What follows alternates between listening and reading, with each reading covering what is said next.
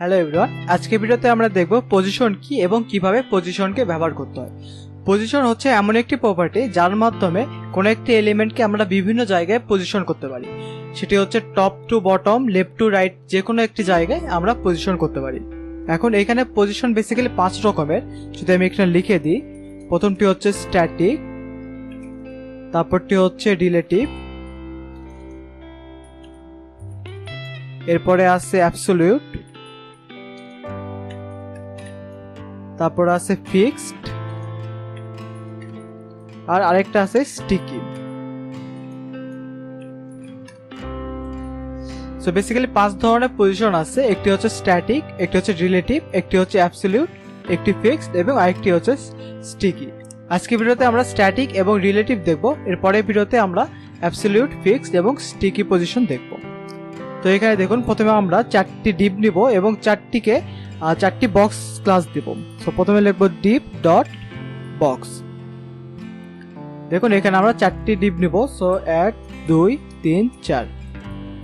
যদি আমি এই বক্সকে স্টাইল করি ডট বক্স, এবং এখানে যদি আমরা লিখি ব্যাকগ্রাউন্ড, যদি ব্ল্যাক করে দিই, এখানে দেখুন কিছু শো করতেছে না, কারণ এই ডিপের আমরা হাইট এবং উইথ দেই নাই।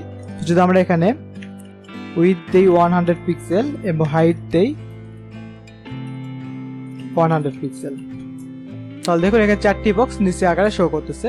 তো যদি আমি এখানে লিখি ফ্লোট লেফট, মানে সবগুলো বাম পাশ থেকে শো করবে। দেখুন বাম পাশে শো করতেছে।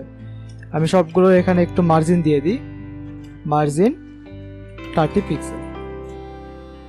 ওকে, এখন আমরা চাইলে 4টিকে বিভিন্নভাবে পজিশন করতে পারি। যেমন যদি আমরা এখানে একটা কাজ করি, আমি 4টি বক্সকে 4টি আলাদা আইডি দিয়ে দিই। তো আইডি যদি লিখি বক্স 1, এখন আমি এই লাইনটি কপি করে বাকি সবগুলোকে পেস্ট করে দিই। বক্স 2,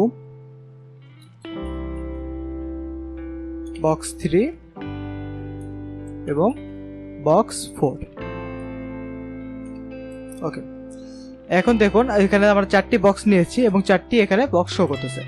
এখন যদি আমরা বক্স 3 কে নেই হ্যাশ দিয়ে বক্স 3, এখন যদি আমরা এটির পজিশন দিই, এর জন্য আমাদের যে প্রপার্টি আছে সেটা হচ্ছে প্রথমে পজিশন লিখতে হবে। তারপর যদি আমরা স্ট্যাটিক লিখি, তাহলে দেখুন এটি হচ্ছে বক্স 3, বাট বক্স 3 কিন্তু চেঞ্জ হয় না। আমি একটা কাজ করি, প্রত্যেকটি এখানে টেক্সট দিয়ে দিই, তাহলে আপনার বুঝতে সুবিধা হবে কোনটি box 1 2 3 4। Colour white, text align centre,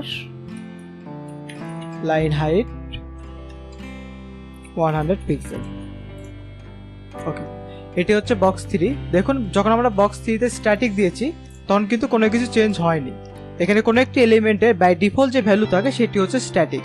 তো যার কারণে দেখুন যখন আমরা স্ট্যাটিক দিয়েছি তখন কিন্তু এর কোনো পজিশন চেঞ্জ হয়নি। এবং যখন এখানে কোনো একটি ভ্যালু আমরা স্ট্যাটিক লিখব, তখন আমরা এখানে টপ, লেফট, বটম এবং রাইট এই 4টি ভ্যালুর মাধ্যমে এটিকে পজিশন করতে পারবো না। এখানে যেখানে এই ভ্যালুটি আছে সেখানেই থাকবে, শুধুমাত্র আমরা মার্জিন এবং প্যাডিং বা মার্জিন প্যাডিং এর মাধ্যমে আমরা এটিকে পজিশন করতে পারবো। বাট যখন আমরা পজিশন চেঞ্জ করে রিলেটিভ করে দিব, তখন দেখুন এখানে এই পজিশনে আছে। বাট আমরা যখন এখানে টপ লিখব, টপ 100 পিক্সেল, তখন দেখুন এখানে কিন্তু টপ থেকে যে পজিশনে ছিল সেখান থেকে কিন্তু 100 পিক্সেল পর্যন্ত নিচে চলে আসছে। এখন এর মানে কিন্তু এমন না যে এটি একদম টপ থেকে নিচে 100 পিক্সেল চলে আসবে। রিলেটিভ প্রপার্টি হচ্ছে এখানে যে পজিশন, নর্মালি যে পজিশন ছিল সেখান থেকে বাকিটিও কাজ করবে। এখানে দেখুন এখানে আমি 100 পিক্সেল দিয়েছি টপ থেকে, এখানে এর পজিশন ছিল এইখানে, এইখান থেকে 100 পিক্সেল এখানে চলে আসছে। এই প্রত্যেকটি বক্স কিন্তু, এই বক্সের হাইট কিন্তু 100 পিক্সেল। তো যখন এটি এখানে ছিল এখান থেকে 100 পিক্সেল ঠিক এই বক্সের লাস্ট বরাবর শো করতেছে। এখন যদি আমি লেফটে লিখি লেফট 30 পিক্সেল, তাহলে দেখুন এখানে যে একটু আগে এখানে ছিল এখান থেকে 30 পিক্সেল রাইট সাইডে চলে আসবে। এখন রিলেটিভ প্রপার্টির একটি প্রবলেম হচ্ছে, যখন আমরা রিলেটিভ প্রপার্টির মাধ্যমে এটিকে পজিশন করব, তখন এখানে যে এলিমেন্ট আছে সেখানে কিন্তু এখানে একটি গ্যাপ রেখে দিবে। দেখুন আমি এখান থেকে উপর থেকে এটি নিচে নিয়ে এসেছি, বাট এটি কিন্তু আর এ পাশে চলে আসতেছে না, এটি এইভাবে নিচে একটি গ্যাপ রেখে দিয়েছে। এর কারণ হচ্ছে যখন রিলেটিভ প্রপার্টি ব্যবহার করব তখন এই যেখানে যে প্রপার্টি আমরা চেঞ্জ করে অন্য পজিশনে নিয়ে যাচ্ছি সেখানে একটি গ্যাপ রেখে দিবে। আর যখন আমরা অ্যাবসলিউট ব্যবহার করব তখন কিন্তু এখানে এই গ্যাপটি থাকবে না। এই অ্যাবসলিউট প্রপার্টি কিভাবে কাজ করে আমরা এর পরের ভিডিওতে দেখব। এখন যদি আমরা এটিকে লেফটে 50 পিক্সেল দিই, তখন আরেকটু বাড়িয়ে দিই, লেফটে যদি আমি 150 পিক্সেল দিই তখন দেখুন এইখানে এই প্রপার্টির কিন্তু কাছাকাছি চলে আসছে। যদি আমি টপকে চেঞ্জ করে 50 পিক্সেল দিই তখন দেখুন এই প্রপার্টির উপর কিন্তু এটা ওভারল্যাপ করতেছে।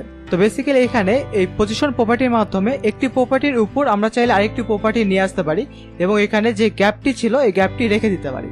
তো এটি basically relative position. Relative position হচ্ছে, আমি আবারও বলে দিচ্ছি, যেই এলিমেন্ট যেখানে ছিল এই নর্মাল পজিশন যেটি সেখান থেকে বাকি পজিশন চেঞ্জ হবে। যখন আমরা টপ দিব তখন এখানে যে পজিশন ছিল সেখান থেকে টপে নিচে আসবে, যখন লেফট দিব লেফট থেকে নিচে যাবে, যখন আমরা রাইট দিব তখন রাইট থেকে এভাবে আসবে, তখন বটম দিব তখন বটম থেকে উপরে চলে আসবে। এখন রিলেটিভ পজিশন হচ্ছে নর্মাল পজিশন থেকে যখন আমরা পজিশনকে চেঞ্জ করতে চাবো তখন আমরা চাইলে রিলেটিভ ব্যবহার করতে পারি। তো আজকে ভিডিও ছিল এই পর্যন্ত, দেখা হবে পরের ভিডিওতে। ধন্যবাদ।